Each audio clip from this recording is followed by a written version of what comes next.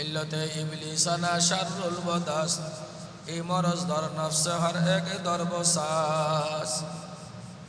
শয়তান কুমন্ত্রণা দিয়ে ওয়াসওয়াসা দিয়ে আমাদেরকে দূরে রাখতে চায়। আল্লাহ যাদের মেহেরবানি করছেন তারা আসতে পারছে, যারা চেষ্টা করছেন তারা আসতে পারছেন, যারা চেষ্টা করে নাই তারা আসতে পারে নাই। কারণ মগজ দিমাগ সব নষ্ট হয়ে গেছে। শুনতে শুনতে নখ বহায়ে মাহফিলে বেদাত কো কান বহরে হো গিয়ে দিল বদমজা হোনে কো হাই। অশ্লীলতা বেহায়াপনা, নানান আড্ডা খানায় বসে থাকতে থাকতে নানান চাপে আজ আমাদের কি হয়ে গেছে, কান তো নষ্ট হয়েছে, দিলও নষ্ট হয়ে গেছে।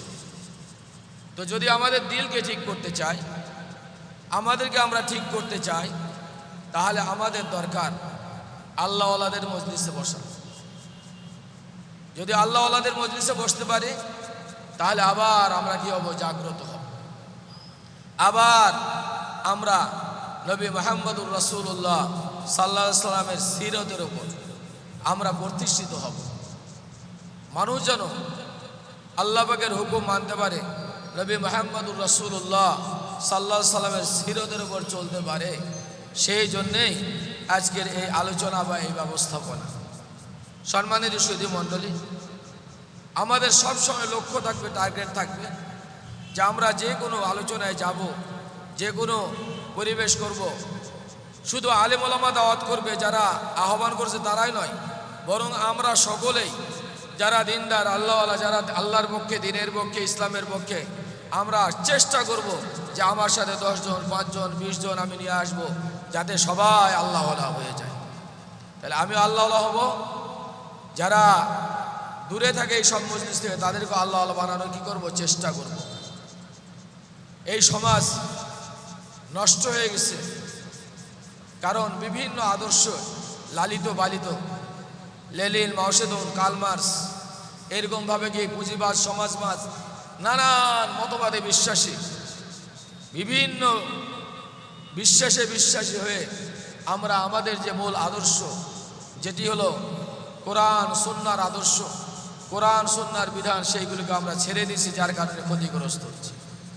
আলহামদুলিল্লাহ ওলামা ইকরামের উদ্যোগ খুব ভালো, তারা সিস্টেম মতো পর্যায়ক্রমে প্রোগ্রামগুলো সাজায় ফেলছে।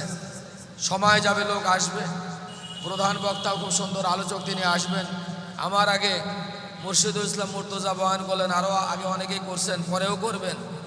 সে কত বড় বড় মাহফিলে বয়ান করে, আল্লাহ তাকে যথেষ্ট কি বয়ানের যোগ্যতা দান করছেন এবং মানুষকে সেই দিনের পথে কিভাবে আকৃষ্ট করতে হবে তার সেই মেজাজ, তার যোগ্যতা দিয়েছেন।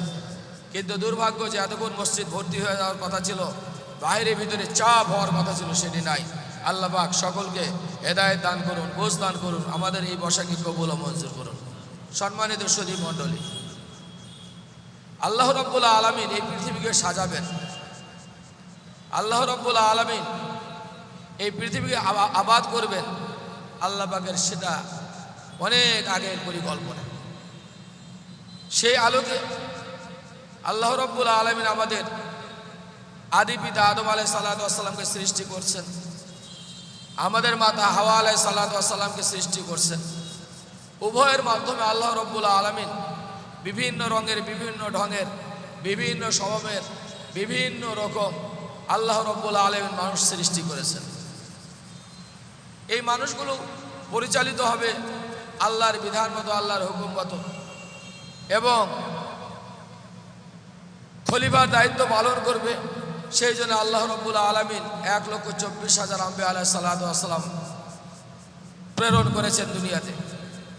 তার ভিতরে আমরা যে নবীর উম্মত, আমরা যে নবীকে অনুসরণ করি, সব নবীকেই তো আমরা মানি, বাকি বিশেষভাবে যার উম্মত আমরা, তিনি হলেন মুহাম্মদুর রাসূলুল্লাহ সাল্লাল্লাহু আলাইহি সাল্লাম।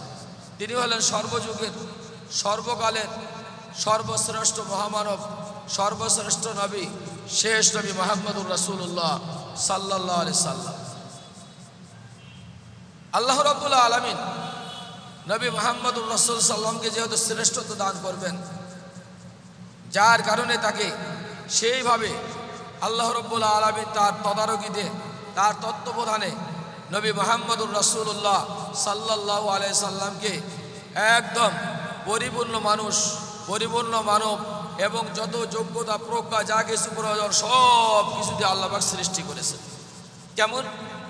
হাদিসে আসছে নবী মুহাম্মদুর রাসূলুল্লাহ সাল্লাল্লাহু আলাইহি বলেন, আউয়ালু মা খালাকাল্লাহু নূরি। আল্লাহ পাক আমার নূরকে, আমার পাওয়ারকে, আমার যে যোগ্যতা, আমার যে পাওয়ার, আমি যে হেদায়েতের মডেল, আল্লাহ পাক সেই যোগ্যতা আমার আগে সৃষ্টি করছেন। আমরা এটা যেন মনে না করি, অনেকে বলি মাটি না নূর, এই দ্বন্দ্বগুলোতে আর না যায়। বিশেষ করে হলো নবী মুহাম্মদুর রাসূলুল্লাহ সাল্লাল্লাহু আলাইহি ওয়াসাল্লাম মানুষ, এটা মানতে হবে। তিনি মানুষের ওরস থেকে আসছেন, এটা মানতে হবে। এবং নবী করিম সাল্লাল্লাহু আলাইহি ওয়াসাল্লামকে আল্লাহ পাক একটা স্পেশাল পাওয়ার দিয়েছেন, ক্ষমতা দিয়েছেন, এটাকে বলা হয় নূর। হ্যাঁ, নূরের তৈরি না, তিনি হলো মাটির তৈরি, মাটির মানুষ, কিন্তু আল্লাহ পাক তার ভিতরে সেভাবে যোগ্যতা দিয়েছেন। কেমন? হাদিসে আসছে, ইতিহাসের কিতাবে পাওয়া যায় যে নবী মুহাম্মদুর রাসূলুল্লাহ সাল্লামের নূর থেকে চাঁদ, সূর্য, আসমান, জমিন, যার ভিতরে যত প্রকারের ভালো যোগ্যতা আছে, ভালো গুণ আছে, যা কিছু আছে সব কিছু মানুষ পেয়েছে কার থেকে? নবী মুহাম্মদুর রাসূলুল্লাহ সাল্লামের নূর থেকে। নবী মুহাম্মদুর রাসূলুল্লাহ সাল্লাম বলেন যে আমি ওই সময় নবী, আনা নবিয়ুন ওয়াল আদম বাইনাল মাই ওয়াত তিন, যে সময় আদম আলাইহিস সালাম পানি আর মাটির সাথে মিশছে। তার মানে আল্লাহ রাব্বুল আলামিন যে মুহাম্মদ সাল্লাল্লাহু আলাইহি সাল্লামকে নবী হিসাবে পাঠাবেন, প্রেরণ করবেন, আল্লাহ রাব্বুল আলামিন তাকে দুনিয়াতে নিয়ে আসবেন জাতির রাহবার হিসাবে, সেই জন্য আল্লাহ রাব্বুল আলামিন আগে থেকে প্ল্যান প্রোগ্রাম করেছেন। এক সময় এই নূর আদম আলাইহিস সালামের কপালে চমক সৃষ্টি করেছিল। তার আলো গতি আদম আলাইহিস সালামের চেহারায় দেখা যেত। পর্যায়ক্রমে এই নূর শীষ আলাইহিস সালাম, এরকম ইদ্রিস আলাইহিস সালাম, ইব্রাহিম আলাইহিস সালাম, পর্যায়ক্রমে এইভাবে আসছে। আপনার হলো ইসমাইল আলাইহিস সালাম, তাদের উপর চমক আসছে। এক সময় এই নূর আব্দুল মুত্তালিবের সেই কপালে চমকিত। সম্মানিত সুধী মণ্ডলী, এই জন্যে নবী মুহাম্মদুর রাসূলুল্লাহ বলেন যে আনা ইবনু যাবিহাইন, আমি দুই জবকারীর সন্তান। কে? একটা হলো আব্দুল্লাহ, আরেকটা হলো ইসমাইল আলাইহিস সালাম। ইতিহাসের কিতাবে লেখে যে আল্লাহ রাব্বুল আলামিন পর্যায়ক্রমে যখন এই নূর ট্রান্সফার করে নিয়ে আসেন, যখন আব্দুল মুত্তালিবের কপালে নূরের ছাপ ছিল, চমক ছিল, সেই সময় আবরাহা বাদশাহ যখন হস্তি বাহিনী নিয়ে তারা আসলেন মক্কা দখলের জন্য, ধ্বংস করার জন্য, সেই সময় দেখা গেল যে আব্দুল মুত্তালিবের কিছু উট সেই আবরাহা বাদশাহ লোকেরা নিয়ে গেছিলেন। দেখলেন যে একটি আলো বা কিরণ যায় মক্কার ওপরে কি করতেছে, এই প্রজ্বলিত হচ্ছে। আব্দুল মুত্তালিব বললেন এটা নিদর্শন হলো যে আমি কি বিজয় হব, তো চলো বাদশার কাছে যাই। যখন আবরাহা বাদশার কাছে গেলেন, সে চেয়ার ছেড়ে দিয়ে বসছেন এই নূরে মুহাম্মদের কারণে। তিনি দাবি করলেন যে আপনার লোকগুলো তো আমার উট ধরে নিয়ে আসছে, ছেড়ে দিলে হয়। বললে খালি উট কেন, আপনি যদি বলতেন যে বাইতুল্লাহর নিরাপত্তা দিন, বাইতুল্লাহ ধ্বংস করবেন না, তাও আমি সেটা মেনে নিতাম। আব্দুল মুত্তালিব বলেছিলেন যে আল্লাহর ঘর আল্লাহ রক্ষা করবে।